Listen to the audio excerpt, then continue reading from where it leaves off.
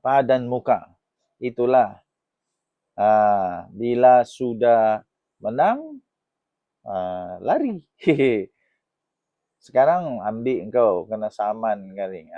Kena saman kali ni. PKR saman 16 bekas MP dan adun kerana keluar parti.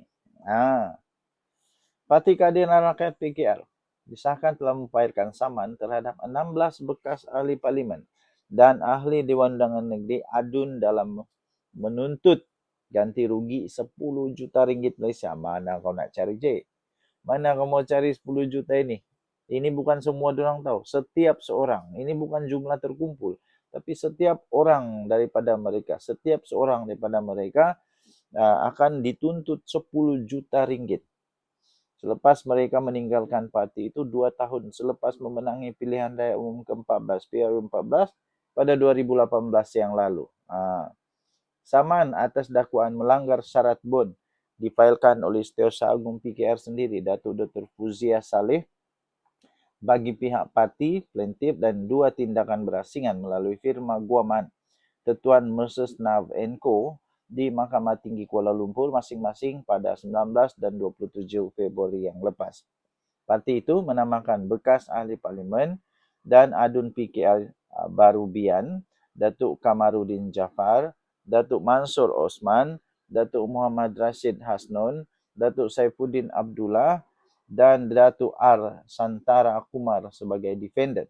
Turut dinamakan sebagai defendant adalah Abdul Yunus Jamhari, Datuk Azman Nasruddin, Dr. Afif Bahardin, Chong Fat Ful, Daroyah Alwi, Haniza Muhammad Talha, Muhammad Hilman Idham, Muhammad Jailani Kamis, Robert Ling Kui I dan Zulkifli Ibrahim.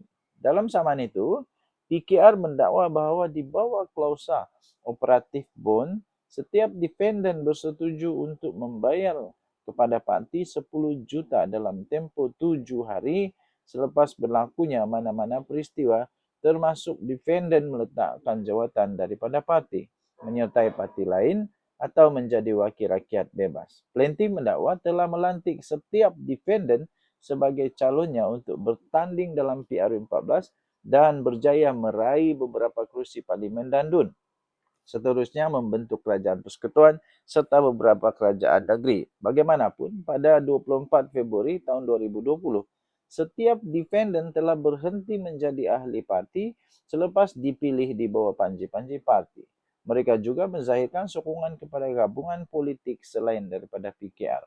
Menurut PKR dalam pernyataan tuntutan itu, PKR memaklumkan pada 11 Mac tahun 2020, parti telah memutuskan untuk menamatkan keahlian setiap defendant berkuat kuasa serta-merta dalam satu sijil bertarikh 16 Mac tahun 2020 bagi mengesahkan bahawa keahlian setiap defendant telah ditamatkan. Okey? So, sambungan itu parti menuntut setiap defendant untuk membayar bond berjumlah 10 juta ringgit selain menuntut kos, faedah dan relief yang difikirkan sesuai oleh mahkamah. Pengurusan kes kedua-dua saman ini ditetapkan pada 17 dan 27 Mac ini. Oi, kaya PKR kali ini. Kalau dia menang semua tahu, dia dapat 160 juta. Nah, makin kaya lah PKR. Baguslah. Yang suka sangat lompat-lompat parti itu, kamu lompatlah kalau berani lagi. Padan muka. Jumpa lagi, bye-bye. Sebelum saya teruskan, izinkan saya untuk berkongsi manfaat sesama kita. Bagi anda yang sedang berikhtiar kerana ada sakit penyakit 3 serangkai, kencing manis, buah pinggang, darah tinggi, kolesterol, gout, apa saja penyakit termasuk penyakit saraf, penyakit lelaki, penyakit perempuan, kanser, mata, hati, apa saja. Saya ingin kongsikan produk daripada 4Life Research, Transfer Factor. Produk ini adalah produk saintis yang boleh meningkatkan imun badan anda sehingga 437% kekuatan imun badan. Ini boleh membantu kita untuk melawan penyakit dan boleh sembuh dengan kekuatan imun badan. 4Life ada banyak produk, okey, bukan ini satu saja. Ada banyak contoh-contoh produk dia. Contohnya ini produk nama dia Glucoach. Glucoach ini khas untuk yang kencing manis. Kemudian glutamin pun ada, kemudian untuk mata pun ada, macam-macam ada. Okey, jadi dia boleh meningkatkan imun badan anda sehingga 437% kekuatan melawan penyakit. Ianya sangat terbukti dengan laporan daripada saintis membuktikan bahawa ia ialah miracle molecule. Ini bukan produk tepi jalan. Ini produk saintis sangat-sangat berkesan, sudah terbukti secara klinikal, sudah dikaji, terbaik dan juga telah diterima oleh doktor-doktor di seluruh dunia, telah masuk di dalam Physician Desk Reference. Dia adalah bukan dadah, tidak ada kesan sampingan. Kementerian Kesihatan Malaysia juga telah menerima Transofactor sebagai selamat dan boleh diambil oleh sesiapa sahaja. Paling bagus, dia bukan sahaja ada testimoni beribu-ribu, berpuluh-puluh ribu, malahan juga dia ada clinical abstract. Transofactor clinical abstract ini keputusan kajian saintis yang telah dilakukan di serata dunia. Bagi anda yang sangat memerlukan, sila dial nombor telefon tertera di atas. Dia akan berhubung dengan anda. Jangan telefon dia, sila WhatsApp dia, kerana jika anda telefon dia tidak sambut. Okey, anda WhatsApp dia akan jawab. Alright. Salam sejahtera tuan-tuan dan puan-puan. Nampaknya Muhyiddin Yassin memang sudah tiada kaki lah. Muhyiddin Yassin memang sudah tiada harapan lagi. Sepatutnya Muhyiddin Yassin sadarlah. Patut sadar bahawa dia itu bukan siapa-siapa lagi di dalam Perikatan Nasional. Kalau dia keluar dari Perikatan Nasional pun saya rasa pasti tidak nangis pun. Pasti tidak nangis pun. Baru-baru ini Muhyiddin kata Dr. Sem bukan calon Perdana Menteri.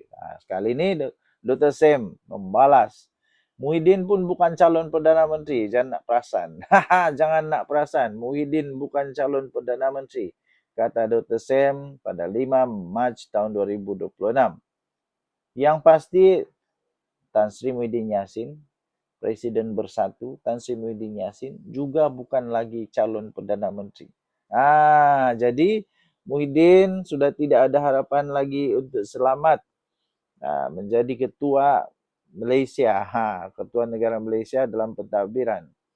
Dia tidak ada lagi kaki untuk